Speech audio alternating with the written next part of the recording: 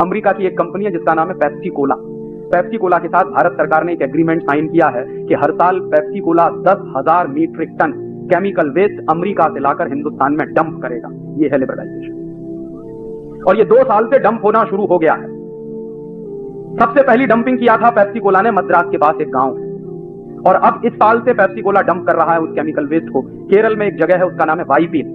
वाइपीन बहुत सुंदर द्वीप है, एक बार मैं गया, इतना खूबसूरत है कि जाने के बाद लौटने का मन नहीं करता। अब उस वाइपीन द्वीप पर अमेरिका से लाया हुआ 10,000 मीट्रिक टन कचरा वेस्ट डंप किया जा रहा है, और ये काम पेप्सी कोला कर रहा है। और ये क्यों हुआ है? क्योंकि लिबरलाइजेशन हो रहा है, ग्लोबलाइजेशन। और ऐसे एक नहीं, हंड्रेड्स ऑफ एग्रीमेंट साइन हुए हैं कनेडियन कंपनियों के साथ, ऑस्ट्रेलियन कंपनियों के साथ, अमेरिकन कंपनियों के साथ, न्यूजीलैंड की कंपनियों के साथ, कि वो दुनिया भर के तमाम देशों का। कनाडा की एक कंपनी से तो ये एग्रीमेंट साइन हुआ है जिसको लेकर हमने एक पिटीशन फाइल किया। एग्रीमेंट ये है कि कनाडा की कंपनी अपना एटॉमिक वेस्ट लेकर आएगी और हिंदुस्तान में डंप करेगी।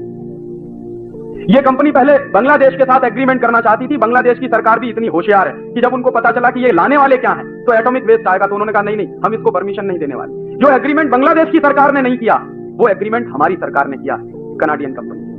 और ऐसे 100 से ज्यादा एग्रीमेंट साइन हुए हैं जिसमें हर साल इस देश में हजारों मीट्रिक टन कचरा आएगा उनके देश का, और इस देश में डंप किया जाएगा। और एक बड़ा ऐतिहासिक दस्तावेज ऐसा ही है मेरे पास। हॉलैंड की एक कंपनी है सीजवॉन वीवी, उसके साथ मनमोहन सिंह ने एक एग्रीमेंट साइन किया था। क्या एग्रीमेंट था? कि हॉलैंड के सुअरों का गोबर 1 करोड़ टन हर साल हिंदुस्तान में लाकर डंप किया जाए। ये एग्रीमेंट किया मनमोहन सिंह, और उसके दस्तावेज मेरे पास। क्यों किया है? तर्क क्या था मनमोहन सिंह का? तर्क यह था कि हॉलैंड के सुअरों का जो गोबर है वो क्वालिटी में बहुत अच्छा है।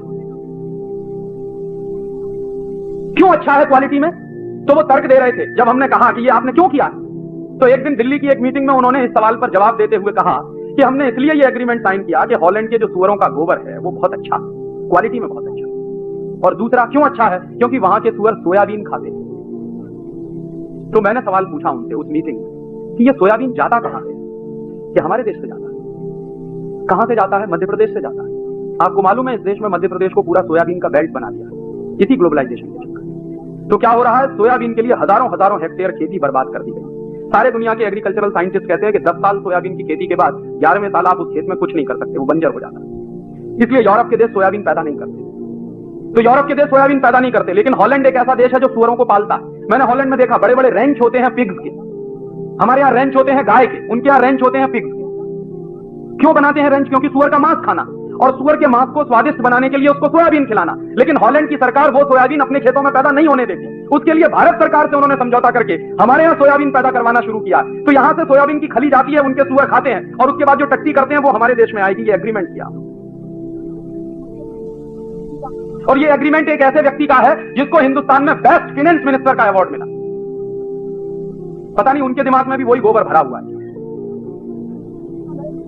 और जब हम कोर्ट में गए ये सब बातें लेकर, और मनमोहन सिंह को लगा कि अब फंसने वाले हैं और जवाब नहीं देते बन रहा था उनको, कोर्ट ने नोटिस इशू कर दिए थे। इसको हमने पब्लिक इंटरेस्ट पिटीशन बनाया था। तो मनमोहन सिंह ने फिर बाद में प्रेशर में आके वो एग्रीमेंट कैंसिल किया।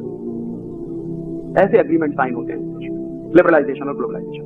कोई एक मॉनिटरिंग कमेटी नहीं है इस देश में जो ये छांटती हो कि क्या एग्रीमेंट साइन हुआ है और उसके क्या परिणाम होने जा रहे हैं।